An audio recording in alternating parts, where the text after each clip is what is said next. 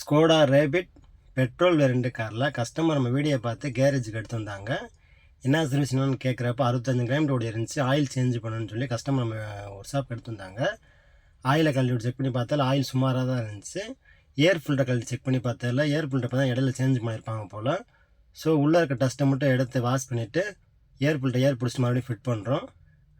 Oil filter check பண்ணி பார்த்ததில் oil filter வந்து ஏற்கனவே வெளியில் பார்த்தவங்க வந்து லோக்கல் ஃபில்டர் ஃபிட் பண்ணியிருக்காங்க. ஸோ நம்ம அதை எடுத்துகிட்டு ஓல்ட் செவன் இதெல்லாம் வந்து காமனாக தான் வரும்.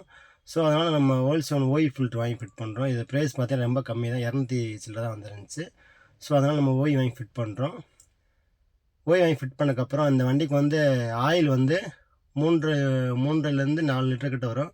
ஸோ செக் பண்ணி பார்த்துட்டு 4 லிட்டர் வந்துச்சு. நம்ம 5W30 ஃபுல்லு சிந்தட்டிக் ஆயில் வந்து ஃபுல் பண்ணுறோம். ஸோ இது சாதா சிந்தட்டிக் ஊற்றுறோட ஃபுல்லு சிந்தட்டிக் ஊற்றினா கொஞ்சம் திக்னஸ் நல்லாயிருக்கும். ஒரு 10 கிலோமீட்டர் ஓட்டுற இடத்துல ஒரு 2 கிலோமீட்டர் சேர்த்து ஓட்டிக்கலாம். வண்டியை ஸ்டார்ட் பண்ணி விட்டு ஆயில் லெவல் செக் பண்ணி பார்த்தோம், கரெக்டாக இருந்துச்சு. செக் பண்ணி பார்த்துட்டு 4 வீலையும் தூக்கி செக் பண்ணி பார்த்தோம், பேரிங் நாய்ஸ் எல்லாமே நல்லா இருந்துச்சு. பிரேக் பேடெல்லாம் செக் பண்ணி பார்த்துட்டு ஓட்டி பார்த்துட்டு கஸ்டமர்கிட்ட கொடுத்தோம். கஸ்டமர் சாட்டிஸ்ஃபைடாக இருந்தாங்க. இந்த வீடியோ பிடிச்சி நம்ம சேனலை லைக் பண்ணி ஃபாலோ பண்ணி வச்சுக்கோங்க. கார் சம்மந்தப்பட்ட நியூஸ் வேணுன்னா மேலே நம்பர் கால் பண்ணுங்கள். என்கே மோட்டார்ஸ் வாங்க, சிறப்பான தரமான சர்வீஸ் பண்ணி தருவோம். தேங்க்யூ.